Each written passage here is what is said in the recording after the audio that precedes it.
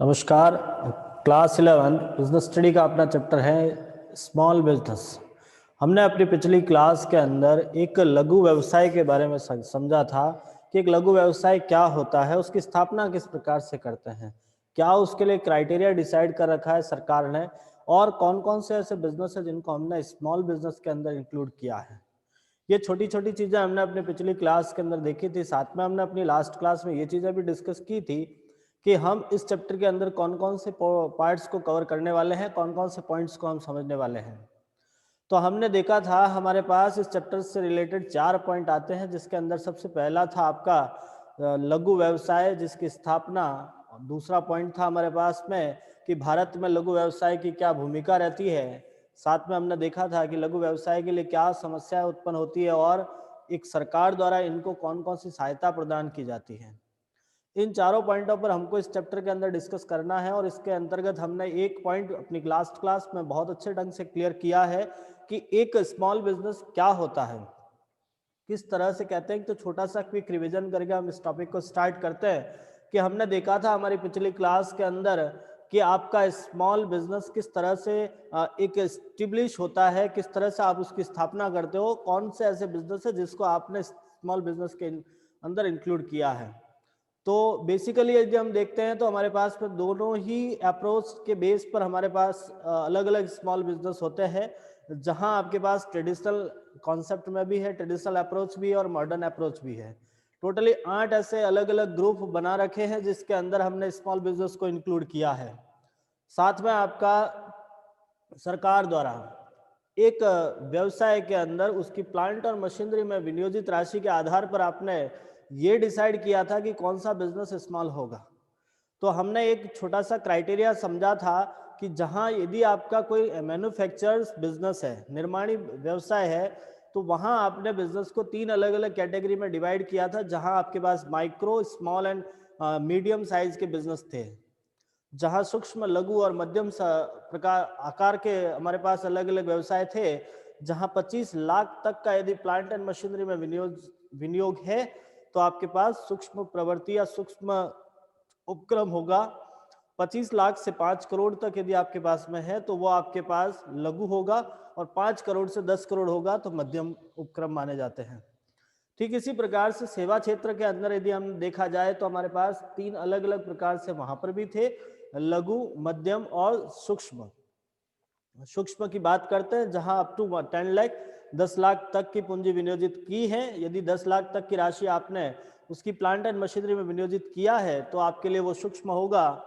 यदि आपने 10 लाख से 2 करोड़ तक पैसा इन्वेस्ट किया है तो लघु होता है, और 2 करोड़ से 5 करोड़ के बीच में है तो हमारे पास में मध्यम आकार की कुछ सेवा संबंधित व्यवसाय थे।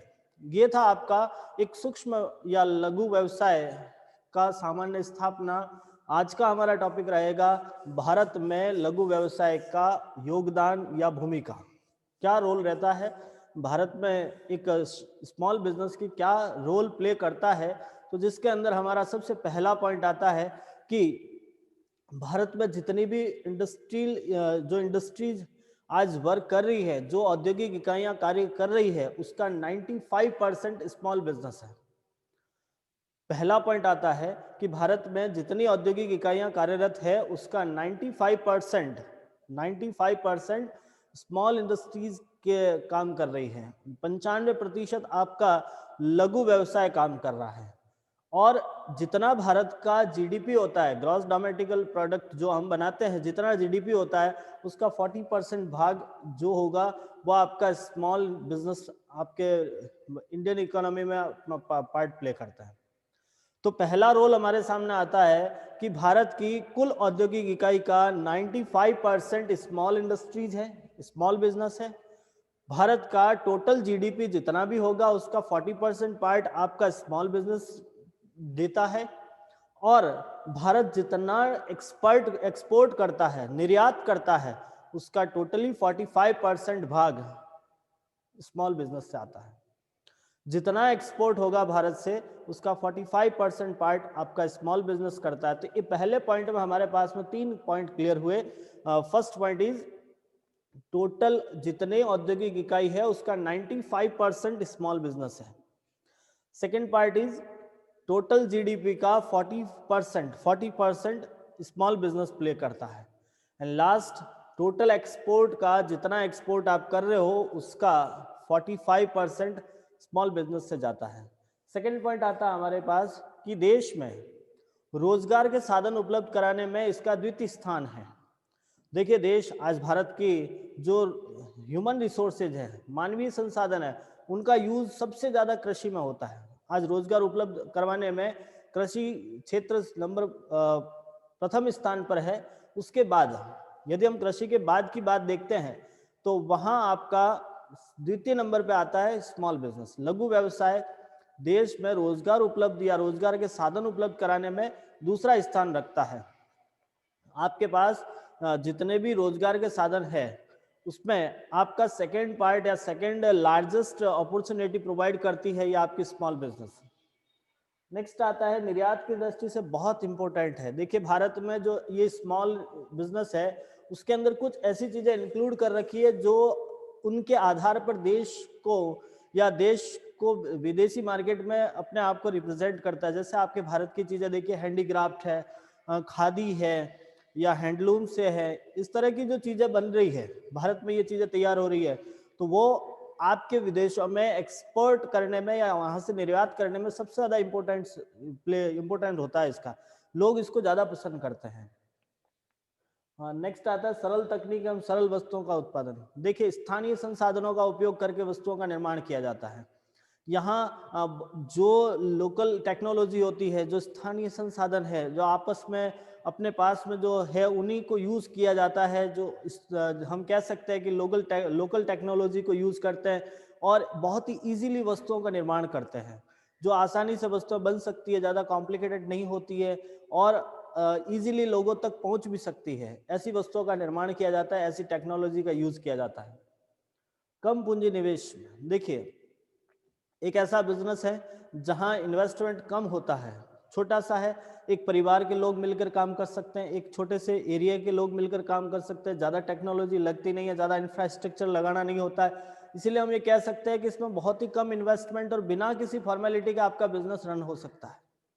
यही यदि आप बड़े लेवल की किसी कंपनी को खोलना चाह रहे हो, किसी कंपनी को लगा रहे हो, तो वहां आपके पास में इन्वेस्टमेंट भी बहुत ज्यादा करना होता है, साथ में आपको वहां फॉर्मेलिटीज भी बहुत ज्यादा प्ले करनी होती है। यहाँ ना तो फॉर्मेलिटी है ना इन्वेस्टमेंट है, छोटा सा इन्वेस्टमेंट के साथ अपना बिजनेस स्टार्ट हो जाता है। बहुत ही इजीली आपको वहाँ पे लेबर मिल जाती है, इजीली आपको रॉ मटेरियल मिल जाता है और आपका बिजनेस अच्छे ढंग से रन हो जाता है। नेक्स्ट आता है कम लागत। इसमें कॉस्ट बहुत कम आती है। आने के कारण समझिएगा, कम क्यों आती है? क्योंकि देखिएगा, जो भी संसाधन आप उपयोग में ले रहे हो वो स्थानीय है, कहीं बाहर से आपको हायर नहीं करना पड़ रहा है, आपको कहीं बाहर से नहीं लाना पड़ रहा है। जब आप बाहर से नहीं ला रहे हो तो आपको उनको कॉस्ट पे नहीं करना पड़ता है। मान लीजिए आप रॉ मटेरियल की बात करते हैं, आप रॉ मटेरियल किसी अनदर प्लेस से मंगवाते तो आपको उस पर ट्रांसपोर्टेशन चार्ज भी देना होता है। यदि आप लेबर है या उसके लिए स्पेशल पर्सन को बुला रहे तो उसको स्पेशल कॉस्ट पे करनी होती, बट ऐसा नहीं होता है। यहाँ आपके इंटरनली पर्सन सारे मिलकर कार्य करते हैं, आपके परिवार के सदस्य ही मिलते हैं, आपके एरिया के लोग मिलकर काम करते हैं, आपको वहीं से सारी सुविधाएं या सारे संसाधन प्राप्त हो जाते हैं, जिससे उन पर खर्च कम आता है। जब उन पर खर्च कम आता है, बहुत सारा काम ऐसा होता है जो अपने हाथ से करते हैं, मशीनरी का उपयोग कम से कम किया जाता है, कॉस्ट कम आने के कारण ये सस्ती दर पर लोगों को बेचा जाता है, लागत कम रहती है इनकी। शीघ्र निर्णय। देखिए, स्थानीय लोगों द्वारा काम किया जाता है। एक ही हम कह सकते हैं कि इसका आकार बहुत ही छोटा होता है। छोटे से आकार के कारण इसमें काम करने वाले लोग एक दूसरे को बहुत अच्छे ढंग से जानते हैं और आसानी से एक दूसरे को जानने के कारण जो भी निर्णय लिया जाना है वो बड़े शीघ्रता पूर्वक लिया जाता है। बिना किसी फॉर्मेलिटी के आप आसानी से डिसीजन ले सकते हो और उसी के कारण इसके अंदर जो भी नया कुछ करना है तो उसमें ज्यादा समय वेस्ट करने की आवश्यकता नहीं होती है। नेक्स्ट होता है सरल एवं लचीली उत्पादन तकनीक। देखिए, ये उपभोक्ताओं के आधार पर होता है। उपभोक्ता जो वस्तु पसंद करता है उसका आसानी से उत्पाद तैयार किया जा सकता है। इसके अंदर क्योंकि हमने इतनी बड़ी इंफ्रास्ट्रक्चर तो लगाया नहीं, क्योंकि मशीनरी लगाई नहीं है कि उसके अंदर एक ही पैटर्न का वस्तु तैयार हो रहा है, हम अपने हाथ से तैयार करते हैं। हम जो भी चीज़ें बना रहे हैं अपने हाथ से बना रहे हैं, तो उसी के कारण हम ये समझते हैं कि ये बहुत ही फ्लेक्सिबल होता है। जैसा लोगों की डिमांड है उसके अकॉर्डिंग आपने वस्तु को प्रोवाइड करा लिया है, तो बहुत ही फ्लेक्सी रहता है। अकॉर्डिंग टू अपने कस्टमर्स की नीड्स और कस्टमर्स की डिमांड के बेस पे हम अपनी वस्तुओं का प्रोडक्शन करते हैं। तो हम ये कह सकते हैं कि हमारे लिए ये बहुत ही फ्लेक्सी होता है। आसानी से आप वस्तुएं बदल भी सकते हो, नई वस्तुओं को उत्पादन भी कर सकते हो, जो बना रहे थे उसको बदल भी सकते हैं, परिवर्तित भी कर सकते हैं। नेक्स्ट रहता है आपसी विश्वास। देखिए यहाँ आपका एम्प्लॉय और कस्टमर एक दूसरे को पर्सनली जानता है। आपका एम्प्लॉय है वो और आपका कस्टमर एक दूसरे को बहुत ही आसानी से जानता है, पर्सनली पहचानता है एक दूसरे को। तो इसके लिए आपके एम्प्लॉय को भी पता है कि बंदे को क्या चाहिए, कस्टमर किस चीज की डिमांड कर रहा है, और आपके कस्टमर को आप पर विश्वास है क्योंकि वो आपको जानता है। वो ये जानता है कि जो चीजें बनाई जा रही है वो किसके द्वारा बनाई जा रही है, सामने वाला कौन है, उसे बहुत अच्छे ढंग से जान पहचान है। तो बस यही कारण है कि आपस में एक दूसरे पर विश्वास बना रहता है और विश्वास के कारण ही आपका बिजनेस बहुत अच्छे ढंग से रन होता है। तो ये थे कुछ भारत में लघु व्यवसाय के भूमिका। अब हम समझते हैं लघु व्यवसाय की समस्या कि लघु व्यवसाय की क्या समस्या रहती है। सबसे पहला पॉइंट आता है वित्त फिनेंस। देखिए बिजनेस छोटा है, पैसा नहीं है और पैसे से ही सारी समस्याएं उत्पन्न हो रही है। सबसे बड़ी समस्या है उसके अंदर इतनी सफिशिएंट कैपिटल नहीं है, पैसा नहीं है इतना, और जब फाइनेंस नहीं है तो बहुत सारे कारण ऐसे उत्पन्न हो जाते हैं इस बिजनेस को सही ढंग से ऑपरेट करने में। तो पहली समस्या होती है कि ये ऐसे बिजनेस होते हैं जिसमें अपने पास सफिशिएंट पैसा नहीं होता है। दूसरा होता है कच्चा माल। जस्ट यहीं से अपनी समस्याएं स्टार्ट होती है। जब आपके पास पैसा नहीं है तो आप प्रॉपर गुड्स नहीं परचेज कर पाओगे। जो चीज़ें आपको चाहिए, जिस क्वालिटी में चाहिए, वो नहीं मिल पाती है क्योंकि उसके लिए इतना पैसा नहीं है हमारे पास में कि हम उसको इन्वेस्ट कर सके और वहां से हमको रॉ मटेरियल मिल जाए। नेक्स्ट आता है प्रबंध कौशल। प्रबंध कौशल का मतलब होता है मैनेजरियल स्किल जिसको बोलते हैं। देखिए यदि हम बात करते हैं बड़े बिजनेस के, बड़े लेवल के बिजनेस की बात करते हैं, लार्ज किसी कंपनी की बात करते हैं, तो वहाँ मैनेजमेंट करने के लिए स्पेशल पर्सन को हायर किया जाता है। स्पेशली मैनेजमेंट करने वाले लोगों को आपको हायर करते हैं, उन्हें सैलरी पे की जाती है। लेकिन जो कोई छोटा बिजनेस है, एक छोटा सा बिजनेस है, उसके पास इतना पैसा नहीं है कि वो किसी प्रोफेशनल मैनेजर को हायर कर ले। उसको चलाने के लिए उसी व्यक्ति को ही चलाना होता है, उसी को मैनेजमेंट करना होता है। और एक नेचुरल बात है कि हर एक व्यक्ति सभी कार्यों में 100% नहीं हो सकता है। हाँ, वो जरूर किसी एक पॉइंट में अपना बेस्ट दे सकता है, बाकी सभी चीजों में उसका 100% होना पॉसिबल नहीं हो पाता है। तो कहीं ना कहीं उसकी मैनेजरियल स्किल उस तरह से डेवलप नहीं हो पाती है या नहीं होती है जितनी एक हम बड़े लेवल के बिजनेस की बात करते हैं। वहां व्यक्ति खुद इस चीज की स्टडी करके आके बैठता है, एक प्रोफेशनल पर्सन बैठता है।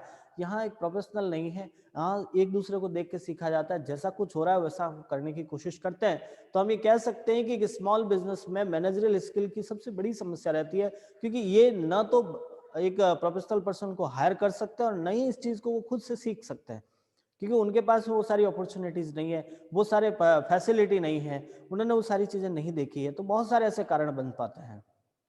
नेक्स्ट आता है आपके पास में कुशल श्रमिकों की कमी। देखिए भारत में बहुत सारी जनसंख्या है, जनसंख्या की दृष्टि से भारत विश्व में सेकंड नंबर पे है, इसीलिए आज भारत विकासशील देश है। अपने पास ह्यूमन रिसोर्सेज खूब सारा है, कई ऐसे स्टेट है जहां जनसंख्या भर भर के पड़ी है। तो अब ऐसी कंडीशन में क्या होता है कि जब पॉपुलेशन ज्यादा है, एक ही काम को करने वाले लोगों की संख्या बहुत ज्यादा है, तो कोई स्पेशलाइज नहीं बन पाता है। अब हर घर हर गली में ऐसे छोटे छोटे बिजनेस बन जाते हैं, तो उन चीजों में स्पेशल नहीं बन पाते हैं। जो भी आया उसको उसमें लगा लिया है, भाई उसने जिस काम में वो आ गया उसको उसमें लगा लिया, उसने काम स्टार्ट कर लिया। मतलब हम ये कह सकते हैं कि एक जो ट्रेंड और कह सकते हैं कि आपके पास में जो स्किल लेबर होता है, एक कौशल श्रमिक है, वो नहीं मिल पाता, उसके कारण भी आपको काफी नुकसान होता है। नुकसान का मीन्स हम ये कह सकते हैं कि आपकी कंपटीशन में टिके रहने के लिए आपको समस्याओं का सामना करना पड़ता है। नेक्स्ट आगे बात करते हैं हम विपणन नीति का अभाव। देखिए मार्केटिंग, सिंपल सी बात है, फाइनेंस आपके पास में है नहीं, पैसा नहीं है, तो आप अपनी वस्तु का सही ढंग से मार्केटिंग नहीं कर पाते हो। आज बड़ी कंपनियां हैं जो बड़े लेवल पे चल रही है, वो अपना बहुत सारा पैसा ये मार्केटिंग में वेस्ट कर रही है, एडवर्टाइजमेंट कर रही है। एडवर्टाइजमेंट के बेस पे आज लोगों का माइंड वॉश कर लिया गया है। हमारे पास इतना पैसा नहीं है, आज इतना पैसा नहीं है कि हम अपनी वस्तु का एक बड़े लेवल पे एडवर्टाइजमेंट कर सकें। जब एडवर्टाइजमेंट नहीं है, लोगों को पता ही नहीं है, तो लोग आपसे क्यों खरीदेंगे? तो बात यही आती है कि फाइनेंस ना होने के कारण हमारा मार्केटिंग जो सिस्टम है, जो अपना मार्केटिंग पॉलिसी है, वो बड़ा डाउन हो जाता है। वो एक सही ढंग से लोगों के सामने नहीं प्ले हो पाता है, नहीं हम रख पाते हैं। नेक्स्ट आता है क्वालिटी, गुणवत्ता। देखिए सिंपल सी बात है, आपके पास फाइनेंस नहीं था, पैसा नहीं है, तो आप एक अच्छे लेवल का रॉ मटेरियल नहीं खरीद पाते हैं। जब अच्छे लेवल का रॉ मटेरियल नहीं है, साथ में उस पे एक बेस्ट टेक्नोलॉजी नहीं लगती है, उसके अलावा एक स्किल लेबर भी नहीं होता हमारे पास में, तो जो प्रोडक्ट तैयार होता है वो कहीं ना कहीं क्वालिटी में डाउन हो जाता है। आज एक छोटा सा एग्जांपल यदि आप देखते हो कि एक तो आपने लोकल ब्रांड का कोई सर्फ लिया या वॉशिंग पाउडर लिया है, और वहीं आप एक सर्फ एक्सेल लेके बैठोगे, तो जायज सी बात है दोनों में फर्क है, क्वालिटी में डाउन होगा आपका, क्योंकि आपके पास वो सारी टेक्नोलॉजी नहीं है, वो सारा रॉ मटेरियल नहीं है जो एक बड़े लेवल की कंपनी उसको यूज कर रही है। ठीक है, आप काम चला सकते हो, एक प्रकार से अपना बिजनेस चल रहा है, वो एक अलग बात है। बाकी जो क्वालिटी वो मेंटेन कर रही है, वो हम नहीं कर पाते हैं। सिंपल सी कारण यही रहता है, हमारे पास एक बेस्ट लेवल का रॉ मटेरियल नहीं होता है, अच्छे लेवल की लेबर नहीं है, तो उसी के कारण हम ये कह सकते हैं कि अपना जो गुड्स होता है वो कहीं ना कहीं क्वालिटी में थोड़ा सा डाउन रहता है। नेक्स्ट बात करते हैं लैक ऑफ न्यू टेक्नोलॉजी। देखिए, नई तकनीक का अभाव रहता है, नई प्रौद्योगिकी का अभाव रहता है। देखिए, जैसे जैसे समय बदलता है, नई नई टेक्नोलॉजी मार्केट में आ रही है। हमने एक बार में बिजनेस स्टार्ट कर लिया था, उस समय कुछ प्रोडक्शन करने के लिए कुछ छोटी मोटी मशीनें लगाई थी, और जैसे जैसे टाइम बदलता है वो मशीनरी काम करना बंद हो रही है, नई प्रोडक्ट, नई मशीनरी आ रही है, नई टेक्नोलॉजी आ रही है, लेकिन हमारे पास इतना पैसा नहीं है कि हम उसको बदल के नहीं लेके आ जाए। तो एक वो ट्रेंड जो चल रहा है, उस ट्रेंड के अकॉर्डिंग ही हमको काम करना होगा, और उसके कारण हमारे कई बार तो कॉस्ट ज़्यादा आ जाती है, क्वालिटी मेंटेन नहीं हो पाती है, तो बहुत सारे ऐसे समस्याएं हैं जो हमें सामना करना पड़ रहा है। नेक्स्ट पॉइंट आता है वैश्विक प्रतियोगिता। देखिए 1991 के बाद जब नई औद्योगिक नीति की स्थापना हुई, तीन शब्द हमारे सामने आए थे: उदारीकरण, निजीकरण, वैश्वीकरण। देखिए, वैश्वीकरण के बाद आज हर किसी देश में किसी भी विश्व की कोई भी कंपनी आकर काम कर सकती है। आज की कंडीशन में यदि आप देख पा रहे हो, तो हमारे देश में भी अब बहुत सारी ऐसी कंपनियां हैं जो मल्टीनेशनल कंपनियां काम कर रही हैं। ऑनलाइन मार्केट इतना बड़ा हो गया है कि आज छोटी सी छोटी चीज भी आपको ऑनलाइन मार्केट में अवेलेबल है। तो हम ये कह रहे हैं कि आज इन कंपनियों के कारण, इन बड़े स्तर की कंपनियों के कारण स्मॉल बिजनेस रन करना बड़ा मुश्किल हो गया है। आज आप कोई सी भी चीज देखिएगा, कोई भी एक छोटी सी छोटी चीज से लगा कर बड़ी से बड़ी चीज आपको ऑनलाइन मार्केट में अवेलेबल है। तो ऐसी कंडीशन में लोग क्या करते हैं, आप उनकी तरफ अट्रैक्ट हो रहे हैं, और स्मॉल बिजनेस धीरे धीरे बंद होने की कगार पे खड़े हैं। तो बस यही कारण है कि ये बहुत सारी समस्याओं का सामना करते हुए हमें एक लघु व्यवसाय को चलाना हो रहा है। तो ये थे आपके पास भारत में लघु व्यवसाय की भूमिका और लघु व्यवसाय की समस्याएं। हमारे इस टॉपिक का अगला पॉइंट आता है, और उस पॉइंट के अंदर है आपके सरकार द्वारा लघु व्यवसाय को सहायता। जो थोड़ा सा बड़ा पॉइंट है, उसको हम अलग से डिस्क्राइब करेंगे। उम्मीद करता हूँ आपको ये दोनों पॉइंट समझ में आए होंगे। आप समझने की कोशिश कीजिएगा। यदि किसी प्रकार की समस्या रहती है, नहीं समझ पा रहे हो, तो आप हमें जरूर इन्फॉर्म कीजिएगा। आप कमेंट बॉक्स में लिख सकते हो, आप हमें डायरेक्ट मैसेज भी कर सकते हो। हम कोशिश करेंगे आपकी समस्याओं का समाधान करने के लिए। आप इस वीडियो के माध्यम से एक बार इससे रिलेटेड कुछ नोट्स जरूर प्रिपेयर कीजिएगा, और यदि कहीं समस्या आ रही है तो आप हमें बताइएगा। ये धन्यवाद।